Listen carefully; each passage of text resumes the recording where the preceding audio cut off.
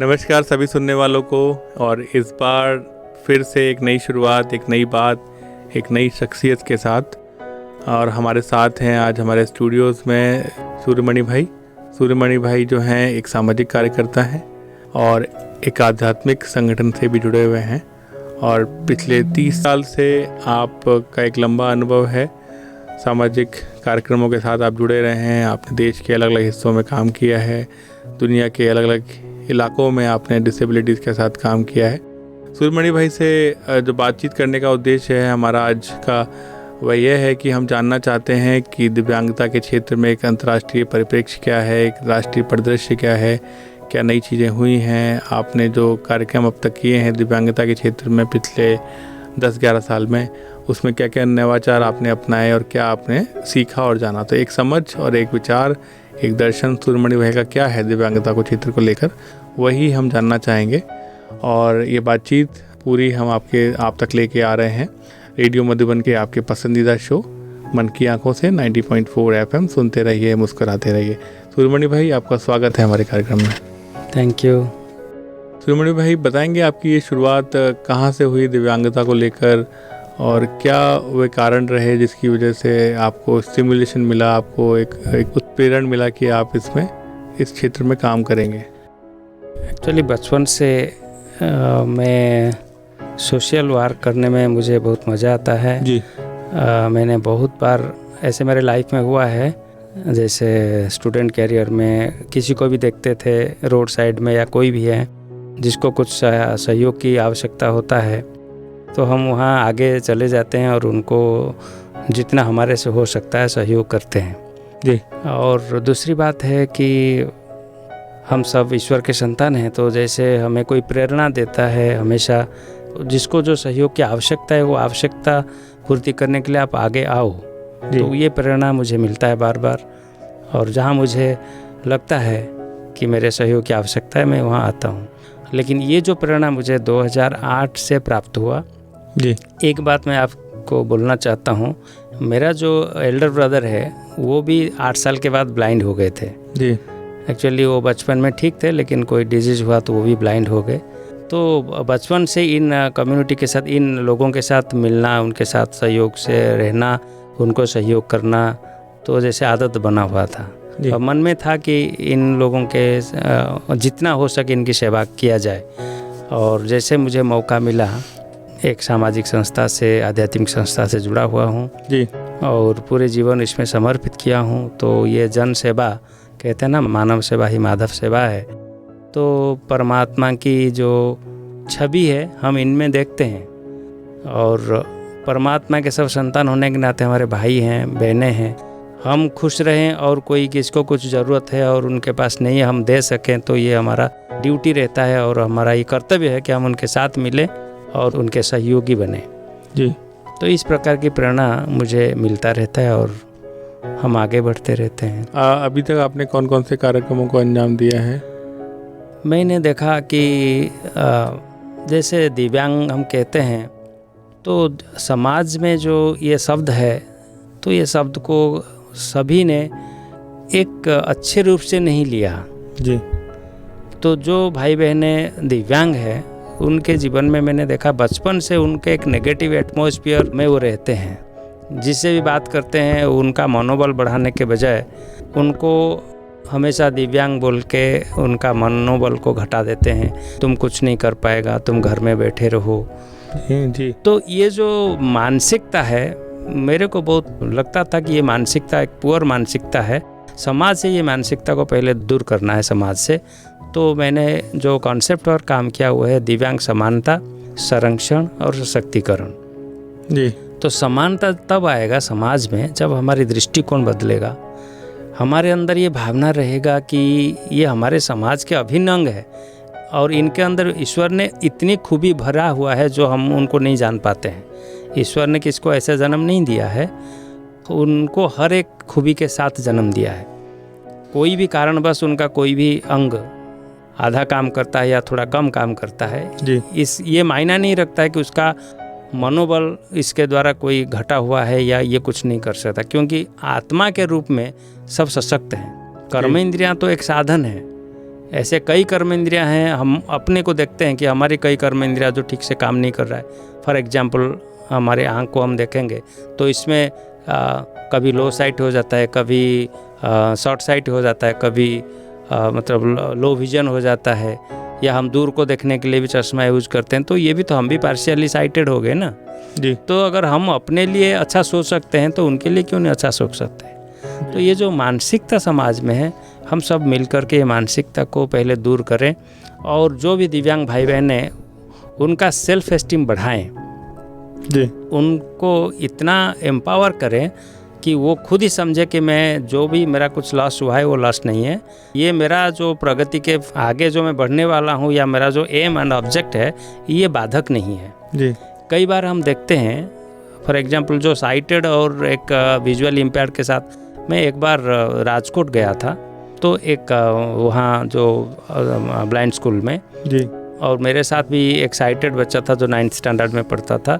तो मैंने एक एक्सपेरिमेंट किया, उसको लेकर के मैंने कुछ स्पिरिचुअलिटी के बारे में उनको समझाया, और जो विजुअली इम्पेयर था उनको स्पिरिचुअलिटी का जो मेरे पास एक 3D मॉडल था उसको मैंने उन्होंने उसको छुआ और महसूस किया, और उसके बारे में मैंने उनको बताया, दोनों को समान समान बात बताई, और उनको दोनों को अलग अलग स्थान पर लेकर मैंने इंटरव्यू किया, उनका वीडियो रिकॉर्ड किया, ऑडियो रिकॉर्ड किया।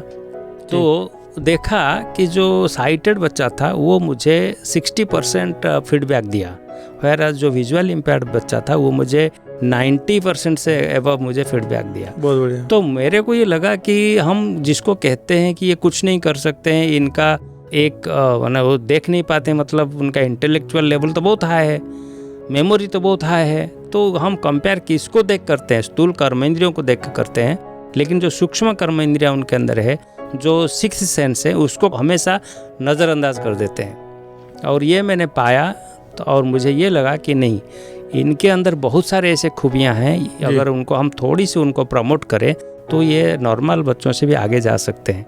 और ये आज तो समाज में है प्रैक्टिकली कि हर क्षेत्र में आज हम देखते हैं हमारे दिव्यांग भाई बहनें अच्छे काम करते हैं और अच्छे पोजीशन में भी अपने को पाया है, समाज में प्रतिष्ठित हुए हैं।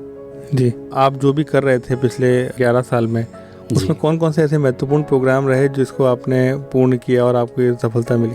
मेरा एक संकल्प है कि मैं पूरे भारतवर्ष में जितने दिव्यांग स्कूल्स हैं, जितने ऑर्गेनाइजेशंस हैं, मैं सारा उसका भ्रमण करूं और सबको मोटिवेट करूं। और ये जो मेरा संकल्प है, इसको लेकर के मैंने काम शुरू किया है, और मैंने राजस्थान में पूरे टूर किया, और यही कॉन्सेप्ट लेके दिव्यांग समानता, संरक्षण और सशक्तिकरण को लेके। और रिसेंटली मैंने उड़ीसा में गवर्नमेंट ऑफ उड़ीसा के साथ सोशल सिक्योरिटी डिपार्टमेंट जो है उसके साथ मिल के काम किया। तो मैंने 45 डेज़ का कैंपेन था, पूरे उड़ीसा के 102 स्कूल में गए और बच्चों के साथ मिले, उनके साथ 2-3 घंटे बिताए, उनको अलग अलग प्रकार से मोटिवेट किया। पहले तो जो उनके माता पिता रहते थे, पेरेंट्स रहते, उनको या फिर जो समाज सेवी रहते थे, उनको ये कहता था कि पहले उनको हम समानता के नज़र से देखें, हमारे दिल में उनको स्थान दें। पहले हम उनको पढ़ाएं लिखाएं, लेकिन हमारे दिल में अगर उनमें स्थान नहीं रखें तो उनका प्रगति कभी नहीं हो सकता। और दूसरा है कि जो उनके जो एजुकेशन सिस्टम है, मैंने ज़्यादा करके देखा कि कई स्थान पर अच्छे एजुकेशन सिस्टम हैं, जैसे कंप्यूटर से उनको टेक्निकली एम्पावर किया जाता है, लेकिन बहुत जगह ऐसा है कि जहां उनको इस प्रकार के प्रशिक्षित नहीं किया जाता। अभी 10 दिन पहले हमारे प्रिंसिपल सेक्रेटरी थे नितिन चंद्र, उनसे मीटिंग हुआ, तो मैंने यही बात कहा कि रिसेंटली मैंने फ्रांस गया था और मैं पेरिस और वगैरह गया था, तो देखा कि अभी हमारे एजुकेशन सिस्टम टोटली चेंज हो चुका है। उनके लिए डिजिटल लैब बनाया गया है, टोटल डिजिटल एजुकेशन हो चुका है। तो मैंने उनको कहा कि ये हमारे उड़ीसा में ये कब होगा, तो इमीडिएट वहीं पर उन्होंने सारे उनके जो अधिकारियों को बुलाया और उन्होंने कहा कि ये सुनो, ये अभी गए थे तो देख के आए और वो बता रहे हैं कि हमारा कब होगा। तो तुरंत उन्होंने कहा कि हमारे सभी स्कूल को कंप्यूटर देने के लिए जो फंड चाहिए, कितना फंड चाहिए और हमारे पास इस हेड में कितना फंड है। तो उन्होंने अधिकारी ने कहा कि हमारे पास इतना फंड है, तो बोला कि विदिन 15 डेज ये अरेंज करो कि हर एक स्कूल को एजुकेशन के लिए कंप्यूटर दिया जाए। तो इस प्रकार के जब तक हम उनके साथ मिले नहीं। और दूसरी बात है कि मैंने देखा, जो एक चीज़ होता है कि कंप्यूटर दे देना, वहाँ एक व्यक्ति थे वो भी विजुअल इम्पेयर्ड थे, एडमिनिस्ट्रेटिव सर्विस में है। उन्होंने बताया कि कई जगह पर कंप्यूटर दिया गया 10 साल पहले, 2-3 स्थान पर हमने देखा कंप्यूटर देखे, लेकिन पढ़ाने वालों का इंटरेस्ट नहीं है। वो कहते हैं कि हमें अगर कोई ज़्यादा तो पैसा नहीं मिलता है तो हम कंप्यूटर एजुकेशन बच्चों को क्यों दें। तो यहाँ एक दूसरी बात आता है कि मोटिवेशन टीचर्स को भी चाहिए कि वो सिर्फ पैसे के लिए काम नहीं कर रहे हैं। पैसे के लिए काम करना तो सब करते हैं, लेकिन पैसे के साथ जिन आत्माओं को चाहिए, जिनको जो नीड चाहिए, अगर हम उनको देते हैं तो एक दूसरी चीज़ मिलता है जो कहते हैं दुआएं जी। तो हमारे अंदर अगर यही भावना नहीं आएगा कि हम डिसेबिलिटीज़ के लिए काम करें तो हम उनको जैसे पीछे और पीछे रह जाएंगे। तो हर एक के दिल में ये पहले आना चाहिए कि ये दिव्यांग शब्द को हमको थोड़ी 10 साल 5 साल के अंदर ये शब्द को मिटाना है, ताकि कोई दिव्यांग है तो वो समानता के रूप से हमारे साथ बैठे। आज हम बैठे हैं, आज हम समाज में प्रतिष्ठित होकर बैठे हैं, तो मेरा भाई जो दिव्यांग वो मेरे साथ बैठा है, तो मुझे वो गर्व महसूस होना चाहिए। बहुत बढ़िया। कभी हमारे अंदर आजकल ये जो नज़रिया है कि एक इन्फीरियरिटी कॉम्प्लेक्स है हमारे अंदर, पहले तो ये बहुत बड़ा बाधक है इनके प्रोग्रेस के लिए। तो ये समाज से इसको दूर करना है सबको मिलके। तो जो अभियान है, एक तो होता है पब्लिक के लिए, दूसरा है हमारे दिव्यांग बच्चों के लिए जो उसको मोटिवेशन देते हैं, अलग अलग मोटिवेशनल स्पीच सुनाते हैं। जितने दिव्यांग हमारे कंट्री में, हमारे वर्ल्ड में अच्छे अच्छे काम किए हैं, उनका इंस्पिरेशनल स्पीच उनको सुनाते हैं। और कहीं हमारे जो हियरिंग इम्पेयर्ड है उनको विजुअली दिखाते हैं, ताकि वो मोटिवेशन मिले कि हम इतने काम हो चुका है और हमारे होते हुए भी इतने काम इन्होंने किया है। तो इस प्रकार से उनको भी मोटिवेशन देते हैं और साथ साथ उनका हम आध्यात्मिक रूप से भी सशक्त करते हैं, क्योंकि जब तक वो खुद नहीं सोचेंगे कि मुझे आगे बढ़ना है, हम उनको सारे फैसिलिटीज़ भी दे दें तो भी वो आगे नहीं बढ़ पाएंगे। तो उनका सेल्फ मोटिवेशन के लिए उनको स्पिरिचुअली एम्पावर्ड भी किया जाता है जी। लेकिन इस पूरे आपने लंबे समय तक जो आपने किया, उसके बाद क्या समझ बनी आपकी दिव्यांगता को लेकर? आपको क्या लगता है, क्या दर्शन है? ठीक है, मैंने देखा कि बच्चे तो बहुत उत्साहित हैं जी। उनको चाहिए कि उनका जो पावर उनके अंदर है, जो स्ट्रेंथ है, उनको कोई इग्नाइट करे, उनको एक प्लेटफॉर्म मिले जी। कई बच्चे ठीक से पढ़ाई नहीं पढ़ते हैं, लेकिन उनके अंदर बाकी सारे खूबी हैं। अच्छे खेलते हैं, अच्छे गाना गाते हैं जी। अगर अच्छे गाना गाने वालों के लिए हम प्लेटफॉर्म दें, जैसे आजकल अलग अलग कंपटीशन होता है, तो उनके लिए सरकार कहें या हमारे समाज कहें या टीवी चैनल वाले उनके लिए एक स्पेशल प्रोग्राम बनाएं जिसमें डिसेबिलिटीज़ या दिव्यांग बच्चे ही उसमें भाग लें, तो उनको मोटिवेशन मिलेगा, उनको प्लेटफॉर्म मिलेगा, उनके अंदर कला की जो है वो और भी निखार होगी जी। तो ये सारी चीज़ें हमको मिल के करना है। तो बच्चे तो उत्साहित हैं, लेकिन हमारा काम है कि हम उनको प्लेटफॉर्म दें। लेकिन आपने अंतर्राष्ट्रीय यात्राएं भी की आपने, तो आपने क्या पाया, क्या बदलाव देखा, क्या अंतर देखा आपने देश में विदेश में दिव्यांगता को लेकर? लगभग मैं 20 कंट्री जैसे जा चुका हूँ। तो मैंने देखा, जब मैं गया था लंदन, वहाँ royal national institute for the blind, आधा दिन मैंने उसमें रहा, और ख़ास इसलिए देखने के लिए कि यहाँ बच्चों के लिए क्या क्या फैसिलिटीज़ अवेलेबल है और हमारे कंट्रीज में क्या क्या अवेलेबल है। तो कईयों के साथ मैंने मिला, उनके साथ पर्सनली बात किया, और उनका जो डेमोन्स्ट्रेशन जहाँ होता था टेक्नोलॉजी और वो सारा मैंने देखा, और कई चीज़ को उसको मैंने फ़ोटो या वीडियो भी किया। मैंने ये देखा कि ऐसे कुछ बहुत डिफरेंट मुझे नहीं लगा। हमारे में भी मैंने देखा दिल्ली, मुंबई, यहाँ राजस्थान, गुजरात, कई स्थान हमने गया, MP में, वो फैसिलिटीज़ हमारे पास भी है, लेकिन थोड़ा डिफरेंस है।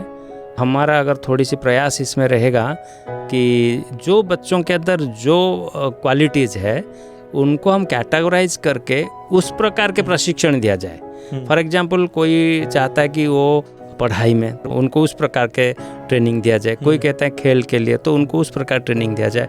कोई कला और संस्कृति में, तो उनको उस प्रकार की ट्रेनिंग दिया जाए, तो समानता आ सकता है। और टेक्नोलॉजी को उन्होंने बहुत अच्छी तरीके से यूज किया है, हम भी उसको अभी यूज करने लगे हैं, और थोड़ी जो डिफरेंस है वो भी जितना जितना हम बच्चों के पास कंप्यूटर एजुकेशन ले जाएंगे, टेक्नोलॉजी ले जाएंगे, तो वो एक्वेंटेड होंगे जी। 5वीं क्लास से हम अगर टेक्नोलॉजी को इंट्रोड्यूस करते हैं तो उन बच्चों को 2-3 साल लगता है उसमें एक्वेंटेड होने में। जब तक वो 8वीं क्लास पहुँचेंगे वो टेक्नोलॉजी को अच्छी तरह से यूज करना जान जाएंगे। और उसके द्वारा वो उनका स्टडी और फ्यूचर एग्ज़ाम का जो भी कॉम्पिटिटिव होता है वो जरिया साधन के आधार से अपने को सशक्त करेंगे। और ये भी आजकल सरकार के पास पहले इतना ऑप्शन नहीं था। जो विजुअली इम्पेयर्ड होते हैं उनके लिए शायद टीचरशिप होता था या फिर टेलीफोन ऑपरेटर होते थे, ये 2-3 ऐसे जहाँ पर वो अपना सर्विस कर सकते थे। लेकिन आज ऐसा ज़माना नहीं रहा। हर एक सेक्टर में हमारे विजुअली इम्पेयर्ड या हियरिंग इम्पेयर्ड भाई और बहनें अच्छे काबिल के साथ परफॉर्मेंस देते हैं। गवर्नमेंट के जॉब है, प्राइवेट सेक्टर्स हैं, कंप्यूटर सेक्टर्स हैं, सभी जगह पर अपने अपने पोजीशन पे अच्छे काम कर रहे हैं। ऐसी कोई बात सूर्यमणि भाई जिसको आपको दिव्यांग लोगों ने सिखाया हो? आपको मैं तो उनसे बहुत सीखता हूँ एक्चुअली, क्योंकि जब मैं अपने आप को देखता हूँ तो ये महसूस करता हूँ सारी चीज़ें हमारे पास है जी, लेकिन कभी कभी हम भी दुखी हो जाते हैं।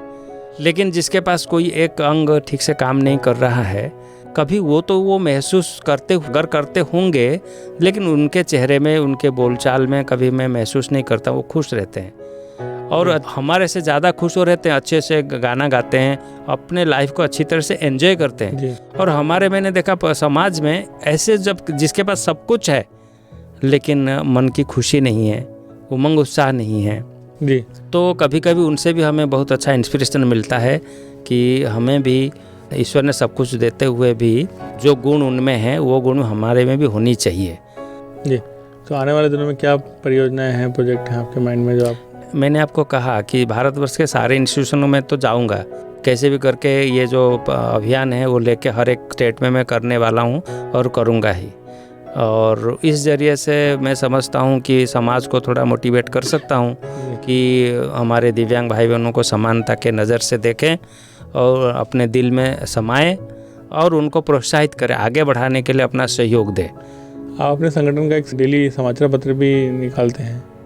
हाँ जी, हमारे संगठन में कई प्रकार के मैगजीन्स निकलते हैं, जिसमें ज्ञानामृत है, वर्ल्ड रिन्यूअल है, प्योरिटी है और बहुत सारे पत्रिकाएं निकलती रहती है जी। तो इसके द्वारा भी हम चाहते हैं कि ये सारी पत्रिकाएं जो मनोबल को बढ़ाता है, मोटिवेट करता है, प्रेरणाएं देता है, तो उसको भी हम अपने विजुअल इम्पेयर्ड भाइयों के पास ऑडियो फॉर्मेट में भेज रहे हैं। और कुछ किताब भी ऐसे हम बनाए हैं जी, ब्रेल लिपि में जी। तो अभी इस समय हमारे जितने ऑर्गेनाइजेशंस हैं, विजुअल इम्पेयर्ड ऑर्गेनाइजेशन, हर एक के लाइब्रेरी में हमारे वो किताब को पहुंचाया गया है। अभी फ़िलहाल हमने एक ओरिया लैंग्वेज में एक व्यक्तित्व विकास, पर्सनालिटी डेवलपमेंट के ऊपर एक किताब निकाला और 2 किताब इंटरनेशनल लेवल में अभी निकाल रहा हूँ, जो हमारे लंदन में जयंती दीदी है और हमारे जो प्रमुख प्रशासिका दादी जानकी जी के, उनका 2 किताब, ऐसे 3 किताब इंग्लिश में अभी रिलीज करने वाला हूँ 2 महीने के अंदर। और इस प्रकार से हम चाहते हैं कि ब्रेल लिपि का भी प्रमोट हो, क्योंकि बच्चे आजकल ब्रेल लिपि पढ़ना भी छोड़ दिया, तो वो ब्रेल लिपि पढ़ना भी प्रमोट करते हैं और मोटिवेट भी करते हैं जी। नहीं, लेकिन आपकी जो योजनाएं हैं अगले 1 साल में? इस साल मेरा 3 जगह पर है ये कैंपेन करने का, महाराष्ट्र, छत्तीसगढ़ और गोवा जी, जिसके लिए उनके साथ हमारे कम्युनिकेशन चल रहा है। और ये सारे कार्यक्रम आपके दृष्टिबाधित लोगों तक सीमित हैं या इसमें अन्य दिव्यांगताएं भी? नहीं, दृष्टिबाधित और श्रवण बाधितों के लिए हमारे पास एक चैनल है, पीस ऑफ माइंड चैनल, तो उनको भी मोटिवेट करने के लिए हम लोग उनका साइन लैंग्वेज में वीडियो बनाते हैं और टाइम टू टाइम हम अपने चैनल के द्वारा उसको प्रसारण करते हैं जी। तो उसके द्वारा उनको भी मोटिवेशन मिलता है। और जहाँ जाते हैं दिव्यांग का हमारे विजुअल इम्पेयर्ड और हियरिंग इम्पेयर्ड स्कूल्स नज़दीक रहता है, तो दोनों जगह पर हम प्रोग्राम देते हैं, उनको भी मोटिवेट करते हैं। उनके द्वारा जो है कला है, अच्छे डांस करते हैं, अच्छा परफॉर्म करते हैं, साउंड को ना सुनते हुए भी उन्होंने इतना अच्छा परफॉर्म करते हैं, तो उनको भी हम वीडियो रिकॉर्ड करके हमारे चैनल के द्वारा उनको प्रमोट करते हैं। और बहुत सारे साइन लैंग्वेज का कोर्स उनके लिए डिज़ाइन किया है। बहुत बढ़िया। तो सूर्यमणि भाई, ऐसी कोई बात जो मैं पूछना भूल गया हूँ लेकिन आप चाहते थे हमारे श्रोताओं तक पहुँचे, तो बात बताइए। मैं तो यही कहना चाहता हूँ, जो मेरे मन में जो पीड़ा है वो है कि समाज इन लोगों को कब समान नज़र से देखेगा। और कितने समय हमको चाहिए कि हम दिव्यांग भाई बहनों को गले लगाएं, उनके साथ चलें, उनको ये महसूस नहीं होने दें कि वो दिव्यांग है। तो ये अगर सब समझ जाएं, हमारे सभी श्रोताएं, कि ये हमारे हैं, हम उनके हैं, और दोनों के अंदर इतना अच्छा कोऑर्डिनेशन रहे तो किसी को कोई भी कमी की महसूस ना हो। तो और यही मैं संदेश देना चाहता हूँ, मेरे हर एक श्रोता को अनुरोध करना चाहता हूँ। मैंने देखा एक एक को उनके सेल्फ एस्टीम हमारे से बहुत ऊंचा है, तो हम उनका सेल्फ एस्टीम को और ऊंचा करें, और तब होगा जब हम उनको समानता की नज़र से देखेंगे। सूर्यमणि भाई, आप हमारे स्टूडियोज़ में आए, हमें बहुत अच्छा लगा। आप ऐसे ही दिव्यांग समाज के लिए, दिव्यांग कम्युनिटी के लिए काम करते रहें, और समय समय पर रेडियो मधुबन को भी, खास तौर पे हमारे कार्यक्रम मन की आंखों से को भी अपना मार्गदर्शन प्रदान करते रहें। बहुत बहुत धन्यवाद। आपने भी हमें ये बोलने का चांस दिया और हमारे साथ इतना समय बिताए, वो आपको भी और हमारे श्रोता बंधुओं को भी बहुत बहुत धन्यवाद। नमस्ते। आप श्रोताओं कुछ कहना चाहते हैं तो हमें लिख सकते हैं, अपना पत्र भेज सकते हैं हमारे ईमेल आईडी पर info@radiomadhuban.in। फिर मिलेंगे इसी समय, इसी दिन, अगले हफ्ते नए व्यक्ति के साथ, नई शख्सियत के साथ, जो या तो दिव्यांग है या दिव्यांगता के क्षेत्र में कार्य कर रहा है। नमस्कार।